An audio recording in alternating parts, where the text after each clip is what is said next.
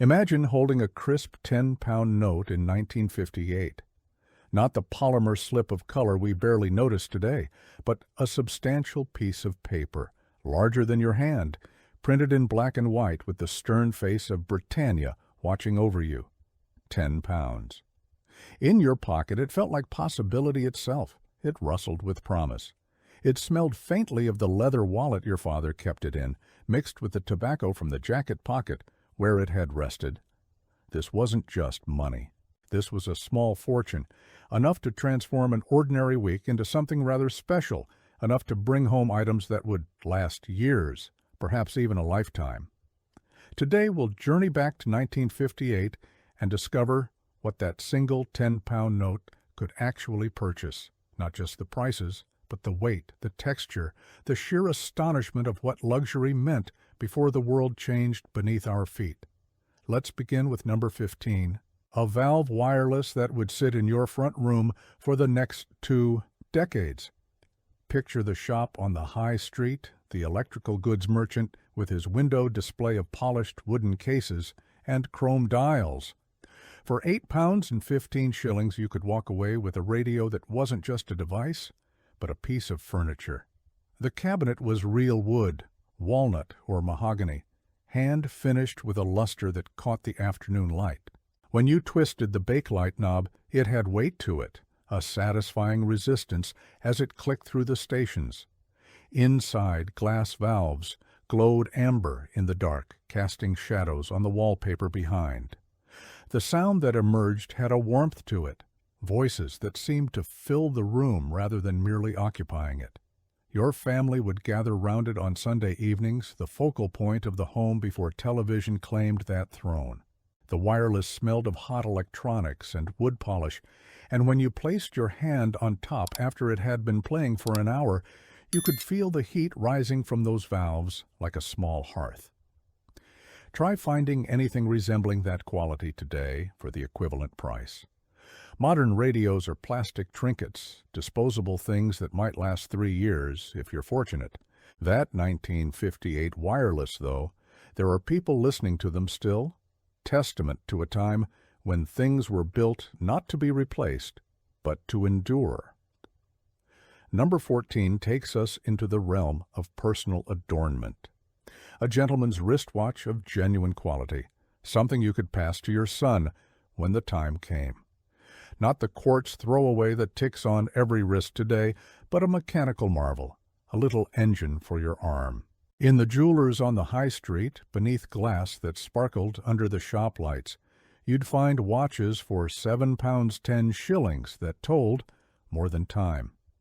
They told the story of Swiss or British craftsmanship, tiny gears and springs assembled by hand, each one adjusted to keep accuracy within seconds per day. The strap was real leather, cut and stitched, darkening over years to match the shape of your wrist. When you held it to your ear, you heard the heartbeat of it, that distinctive tick that was never quite regular, always slightly alive. Winding it each morning became ritual, those careful turns of the crown before you fastened it on. The crystal was glass, proper glass that could be polished when it scratched rather than replaced. The case had weight, often gold-plated or solid steel, and it warmed against your skin throughout the day. Compare that to now, where that same amount buys you a smart watch that will be obsolete in 4 years, its battery unable to hold a charge, its software no longer supported. The 1958 watch asked nothing of you but a daily wind and perhaps a service every decade. It was a companion for life, not a subscription to upgrade. Number 13 brings us to the dinner table, where ceremony still mattered. A complete tea service of bone china, enough to host the neighbors properly, could be yours for 6 pounds and 10 shillings. Not mugs from a supermarket, but proper cups and saucers that sang when you tapped them gently. The china was thin enough to see light through when you held it up, painted with delicate patterns, roses perhaps, or blue willow scenes of Chinese bridges and distant pagodas.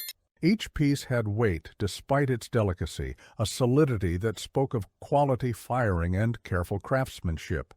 The cups had handles you could actually fit fingers through, and the saucers were deep enough to catch a spill without flooding your tablecloth. Tea time was still a ritual in 1958, and these pieces were the props for a daily performance of civilization. The set came in a box, each piece nested in tissue paper that smelled of the factory, and unpacking it was an event in itself. Your mother or wife would wash each piece carefully before the first use, handling them like the treasures they were. Fast forward to today, and that equivalent money barely covers a set of mugs that will chip within the year. We've traded ceremony for convenience, lost the small dignities of proper tea from proper china. Those 1958 tea services, the ones that survived, they sit in cabinets now, too precious to use, memorials to a time when everyday life had a formality we've entirely forgotten. Number 12 takes us to the wardrobe.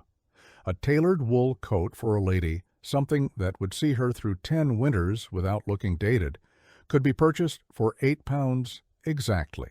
Not the synthetic shells we shrug into today, but real wool, heavy on your shoulders, smelling of lanolin and the countryside where the sheep had grazed.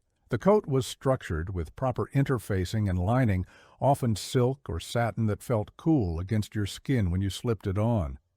The buttons were real horn or leather-covered, each one sewn on with thread doubled and knotted so they'd never come loose. The collar sat properly without gaping. The shoulders fell where they should, because the coat had been made with time and care. Trying it on in the department store on the high street was an event. You stood before the triple mirror while the shop assistant fussed and pinned, making small adjustments. The coat came wrapped in tissue, folded into a sturdy box with rope handles. At home, it hung on a wooden hanger, and you brushed it after each wear, treating it as the investment it was. The wool held warmth like nothing synthetic ever has, and it developed a patina over the years, a slight sheen at the cuffs and collar that told its story. Today, spend the equivalent amount, and you'll have something from a chain store, synthetic fill, and polyester shell designed to last 2 seasons before the zip fails or the hem comes down. That 1958 coat, though, there are women who still have their mother's coats hanging in spare wardrobes, still wearable, still warm, still beautiful. Number 11 brings us to the cobbler's window.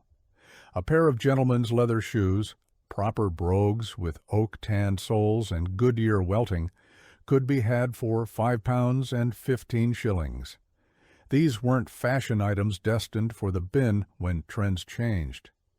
They were architecture for your feet, built to be resoled 5 times or more over a lifetime of wear. The leather was thick, stiff when new, requiring weeks of breaking in until they molded to your feet like a second skin. You could smell them from across the room, that distinctive scent of tanned hide and shoe polish, wax and age. The soles were leather, not rubber, and they clicked on pavement in a way that announced your approach. Inside, the shoes were lined with more leather, and they came with spare laces coiled neatly in tissue paper. The box they arrived in was sturdy cardboard, often reused for years to store letters or photographs. Breaking in new shoes was a rite of passage, the blisters and discomfort worth enduring because you knew these shoes would last a decade or more with proper care. You polished them weekly, worked the wax into the leather until it gleamed, attended to the heel plates when they wore thin. Today, that same money buys you synthetic uppers glued to rubber soles, shoes that begin to delaminate after 6 months of wear that let in rain and never develop that broken-in comfort. The 1958 shoes were heirlooms in waiting. Men wore their father's shoes to their own children's weddings, and that wasn't poverty. That was pride. Number 10 transports us to the realm of home entertainment. A trip to the cinema, not just for yourself, but for the entire family multiple times over, with money left for ice creams and perhaps fish and chips on the way home. A single ticket to the pictures cost 1 shilling and 6pence in 1958.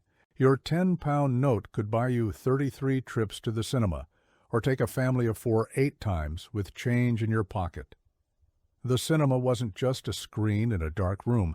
It was a palace, An Art Deco temple with carpet thick enough to silence footsteps, with curtains that swept open before the film began, with an organ that rose from below the stage during the interval. The seats were plush, upholstered in velvet that had seen a decade of patrons but was still maintained, still cared for. An usher showed you to your row with a small torch, and the program wasn't just the main feature, but a newsreel, a cartoon, perhaps a short educational film about the colonies or manufacturing. You dressed for the cinema, at least the evening shows, because it was an occasion. The ice cream came from a woman with a tray hanging from her neck, sold during the interval when the lights came up and everyone blinked at each other, returning from the transported world of the screen. The whole experience smelled of cigarette smoke, of perfume and hair oil, of the particular mustiness of heavy curtains and old carpets. Today, take a family of 4 to the cinema, and you'll spend £30 or more, and that's before the popcorn that costs more than the ticket. We've gained surround sound and digital projection, but we've lost the ceremony, the sense that going to the pictures was an event worth dressing for, worth anticipating all week. Number 9 takes us to the bookshop where knowledge still had weight. A set of leather-bound classics, perhaps 3 volumes of Dickens or a complete Shakespeare, could be yours for £4 and 10 shillings. These weren't paperbacks with glued spines destined to yellow and crack. They were books built to last generations, bound in real leather that smelled of the tannery, dyed deep colors, burgundy or forest green or midnight blue. The pages were thick, sometimes edged in gold, and they made a satisfying rustle when you turned them. The text was set in proper typefaces, designed for readability, with wood-cut illustrations on glossy plates that you'd carefully lift to admire. Opening a new book was a sensory experience. The spine cracked with a sound like breaking bread, releasing the scent of paper and ink and leather. The cover had texture under your fingers, grain and warmth, and the end papers were often marbled, swirls of color that were different in every copy. You'd write your name on the flyleaf in fountain pen, establishing ownership and beginning the book's story in your family. Reading from such a book felt consequential, as if the weight of it in your hands reflected the weight of the words within. Today, spend the equivalent amount, and you might get a handful of paperbacks, or more likely, nothing at all, because we've moved to screens and subscriptions. The physicality of reading has vanished for many.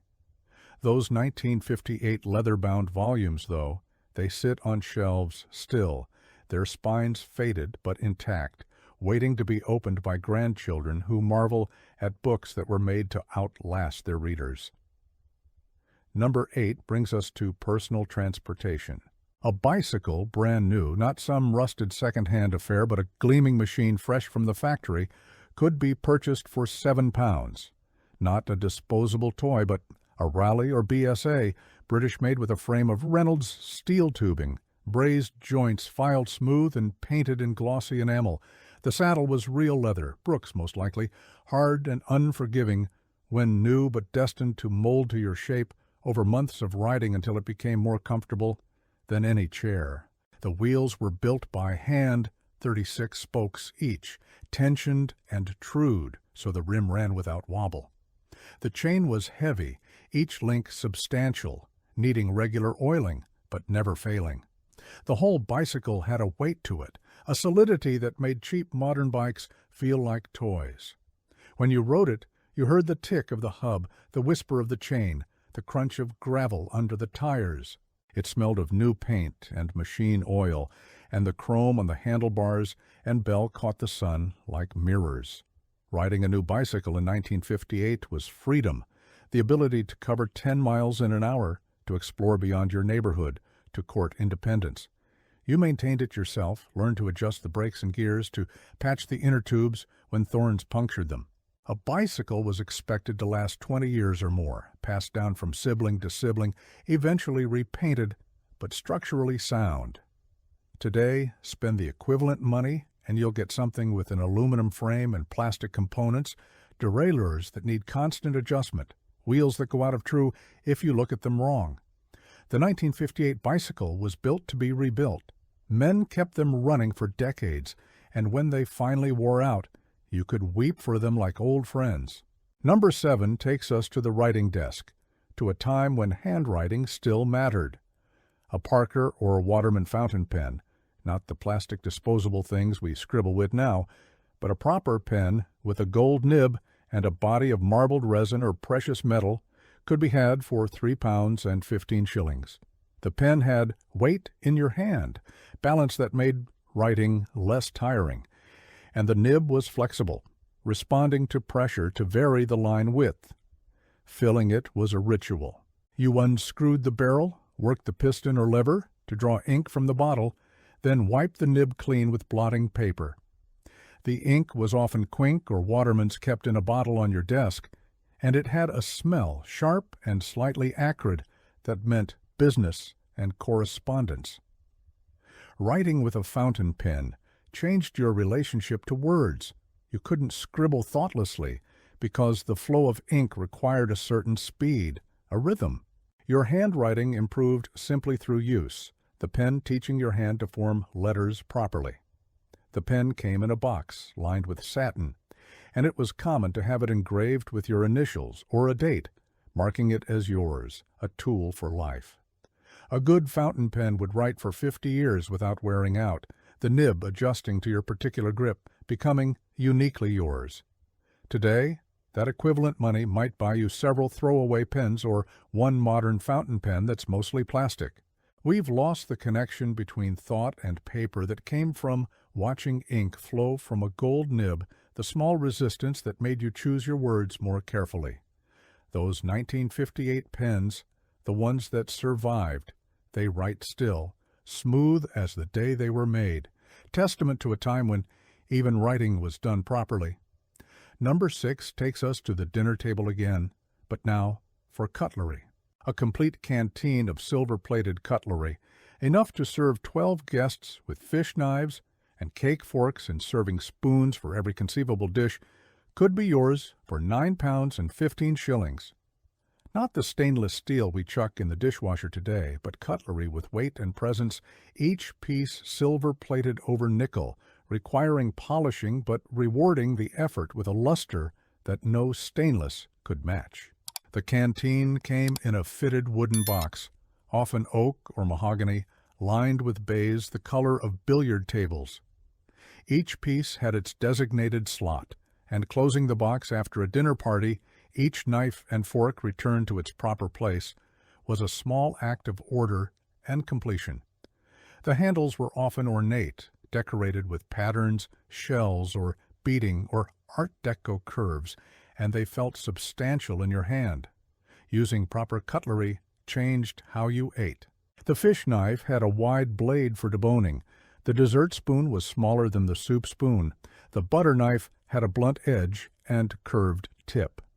You couldn't wolf your food down with such implements. They enforced a pace, a dignity. Over years, the silver plate would wear at stress points, revealing the base metal beneath. But this was expected, even desired, proof of use and life lived. You'd polish the set before Christmas or before special occasions, using Goddard's or Brasso, working the pink paste into every crevice, then buffing it away, revealing shine. Today, spend the equivalent sum and you'll have cutlery that will never tarnish, but also never gleam.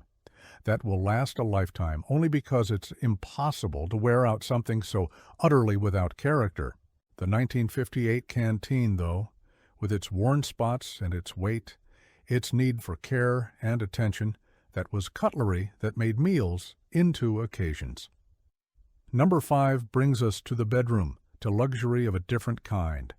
A complete set of pure wool blankets, enough to keep a marriage bed warm through the coldest winter, could be purchased for £6. Not acrylic throws that generate static and last 3 years, but blankets woven from sheep's wool, often Welsh or Yorkshire, heavy enough that you felt them settle over you like an embrace. The wool still carried traces of lanolin, giving the blankets a faint animal smell, earthy and reassuring. They were woven tightly, the weave visible if you held them to the light, and they came in colors that had names like heather and oatmeal and sage. The edge of each blanket was bound with satin ribbon, often stitched so perfectly it seemed a shame to tuck it under.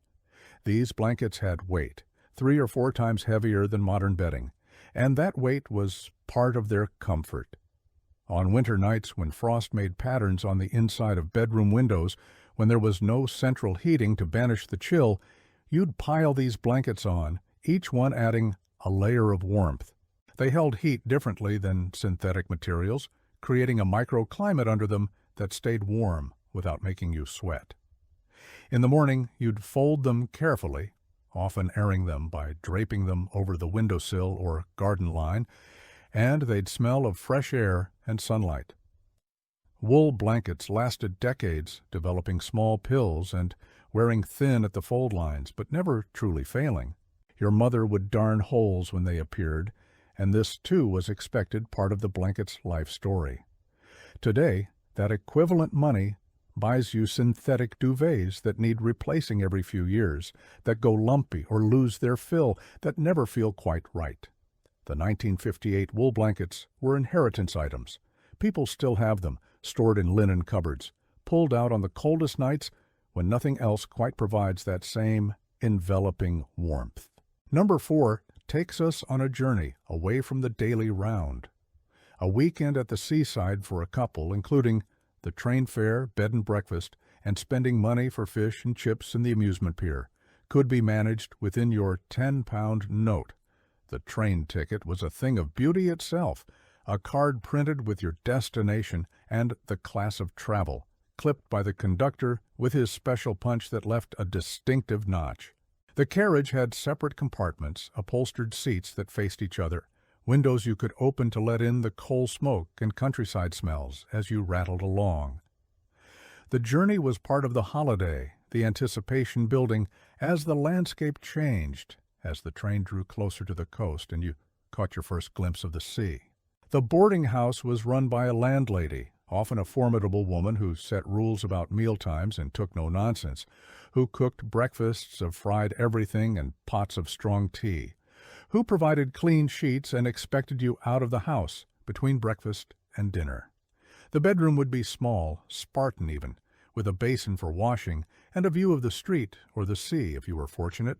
But the liberation of being away, of waking to gulls instead of traffic, of having 2 days to do nothing but walk the front and eat ice cream and watch the waves, that was worth any amount of discomfort. The pier smelled of engine oil and candy floss, salt water, and hot donuts. The slot machines took old pennies and sometimes, remarkably, paid them back. The fortune teller sat in her booth, cards spread before her, ready to predict romance or windfall. In the evening you'd find a pub, drink bitter or milk stout, perhaps watch a variety show in a seafront theater with slightly shabby velvet seats and acts that had been doing the same routine for 20 years. Today, a weekend at the coast for 2 costs upwards of £200, and you stay in boutique hotels with room service, comfortable but somehow less magical. We've gained comfort but lost something ineffable, some quality of escape that came from the modest adventure of the 1958 weekend away, from the specialness of leaving home when travel was still relatively rare. Number 3 brings us to the garden shed, to tools that were companions for life. A complete set of hand tools, a saw and hammer and chisels and a plane and various screwdrivers and spanners could be assembled new for £8 and 10 shillings. These weren't the chrome-plated Chinese tools that snap on first use, but British-made implements forged and tempered with wooden handles shaped to fit human hands. The hammer was a footprint or an est-wing, heavy head on an ash handle that had flex and spring that rang when it struck true. The saw was a Spear and Jackson, teeth set and sharpened at the factory but expected to be maintained by you, the handle formed from beech, smoothed and shaped over years of use. The plane was cast iron and brass, requiring adjustment and care, but capable of shaving wood to tissue thinness, leaving a surface that needed no sanding. Each tool came with the expectation that you'd learn to use it properly, that you'd maintain it, oil the metal and wax the handles, replace parts when they wore. The tools had weight, physical presence that made them satisfying to hold and use. The screwdrivers had handles of boxwood or beech, shaped to provide grip, and the blades were hardened steel that wouldn't twist under pressure. A man might work his entire life with tools purchased in his 20s, might pass them to his son with the patina of decades on them, handle grips worn to the shape of his hand. The smell of a tool shed in 1958 was machine oil and sawdust, metal and wood, the scent of creation and repair. Working with proper tools changed your relationship to objects. You could fix things, maintain them, improve them. You weren't helpless in the face of a broken chair or a sticking door. Today, spend the equivalent money and you'll have battery-powered tools that will be obsolete in 5 years, when the batteries fail and replacements are no longer available, or cheap hand tools that bend and break. The 1958 tools, though, many are still in sheds, still working, still sharp, testament to a time when even hammers were built to outlast their users. Number 2 takes us to the realm of time itself, of household management. A mantle clock, not a battery-operated quartz movement, but a proper mechanical clock with a pendulum and chimes, could be purchased for £5 and 10 shillings. The case was wood, often mahogany or oak, French polished to a deep shine. The face was enamel or brass, with Roman numerals and hands that were works of art themselves, shaped and blued steel. The chimes were rods, struck by small hammers, producing notes that filled the house on the hour and half-hour. Winding the clock was a weekly ritual, using the key that hung on a small hook inside the case, turning first the time spring and then the chime spring, feeling the resistance as the mainspring coiled tight. The clock had personality. It might run slightly fast or slow, requiring minor adjustment by moving the bob on the pendulum up or down. It might chime irregularly until it warmed up each evening. But these weren't faults. They were character, the small eccentricities that made it yours. The tick of a mechanical clock was the heartbeat of a home, a constant presence that you stopped noticing, but would immediately miss if it stopped. The clock required no electricity, no batteries. It asked only to be wound, perhaps to have its movement cleaned every decade. It would run for a century or more if treated with basic care. Today we glance at our phones for the time or at digital displays that update themselves, that need no attention, that we replace when the numbers grow dim. But they lack soul, lack the connection to mechanical time, to springs and gears and pendulums. The 1958 mantel clock was a presence, a keeper of hours that demanded and deserved respect. Families knew their clock's voice, could tell time by the chimes even from another room, could sense when something was wrong by a change in the tick. Those clocks, the survivors, they still chime in homes and antique shops, still keeping time, still connecting us to an era when even time itself moved more deliberately. Number 1, the pinnacle of what your 10-pound note could achieve, was perhaps the most remarkable of all. You could furnish an entire room, not with second-hand junk, but with new furniture, modest certainly, but real and solid, and built to last. A 3-piece suite, sofa, and 2 armchairs could be had for £9 and 15 shillings, not particle board wrapped in vinyl, but frames of beech or oak, joints properly mortised and tenoned, springs hand-tied, upholstered in real fabric, often brocade or moquette. The suite would be heavy, requiring 2 men to carry each piece, and it would smell of new fabric and horsehair stuffing and wood glue. The armrests were shaped wood, smooth under your palm, and the cushions required plumping after use, a small act of maintenance that became automatic. This furniture wasn't disposable. It was expected to serve a family for decades, to be recovered when the fabric finally wore through. to be passed to newly married children setting up their first home. The sofa had a particular smell after years of use, an amalgam of human occupation, of Sunday dinners and winter evenings, of furniture polish and coal smoke and time. It developed depressions where people habitually sat, wore shiny at the arms where hands rested, but these weren't failures. They were marks of a life lived. Sitting on furniture with such weight and substance changed your posture, encouraged you to sit up rather than slouch, to occupy space with dignity. Today, that equivalent money barely covers a flat-pack assembly from a Swedish warehouse, particle board and stapled fabric, furniture designed to last 5 years before the joints loosen and the covering tears. We sit on disposable things, wondering why our backs ache, why nothing feels quite comfortable. The 1958 three-piece suite was an anchor, a statement that you'd arrived, that you had a home worth furnishing properly. Those suites that survived, reupholstered perhaps multiple times, they're prized now, sought after for their quality, their bones still solid when modern sofas have long since collapsed.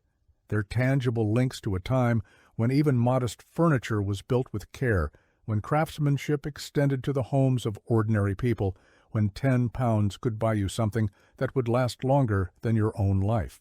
And so we arrive at the end of our journey through 1958, that 10-pound note spent and respent in imagination. But what we've really explored isn't just prices or purchasing power, though those are startling enough. We've uncovered a different relationship to objects, to ownership, to the very concept of value. In 1958, things were expected to last. Durability wasn't a luxury feature, but a baseline assumption. You bought fewer things, but cared for them, maintained them, repaired them when they broke. Objects accumulated history, acquired patina, became woven into the story of your life. A clock wasn't just a timekeeper, but a voice in your home. A pen wasn't just a writing implement, but an extension of your thought process. A coat wasn't just warmth, but a companion through winters, each wearing telling its own story. There's a melancholy in realizing what we've lost, this quality of relationship with the material world. We've gained convenience, certainly. We've gained variety and choice. We can replace things cheaply and often. But we've lost something harder to quantify, something about permanence and care, about the small rituals of maintenance that connected us to our possessions. We've lost the satisfaction of using a tool or wearing a coat for decades, the pride of ownership that came from things well made. In pursuing convenience and disposability, we've made ourselves orphans of durability, strangers to the very concept that objects might outlast us.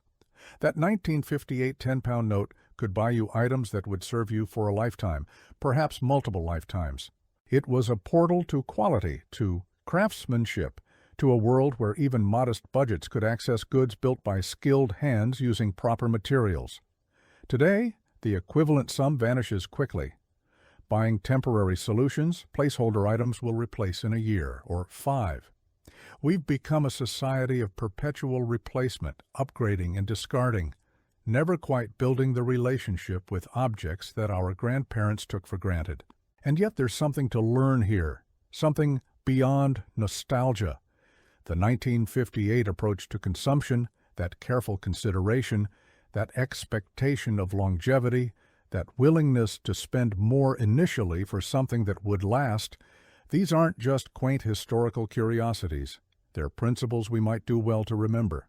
In an age of environmental crisis and mounting waste, perhaps that 10-pound note from 1958 has lessons to teach us about value, about what it means to truly own something, rather than merely use it briefly before disposal. The past is indeed another country, as the saying goes, but it's a country worth visiting, worth examining, worth learning from.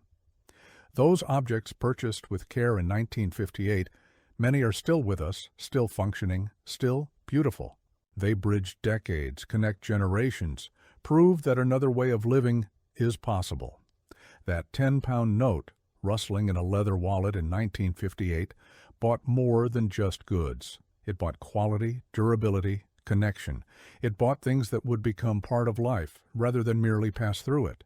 And that, perhaps more than any specific price or product, is what truly astonishes when we look back across the years. Not just what money could buy, but what ownership meant, what objects were, what lasting truly signified in a world we've largely left behind.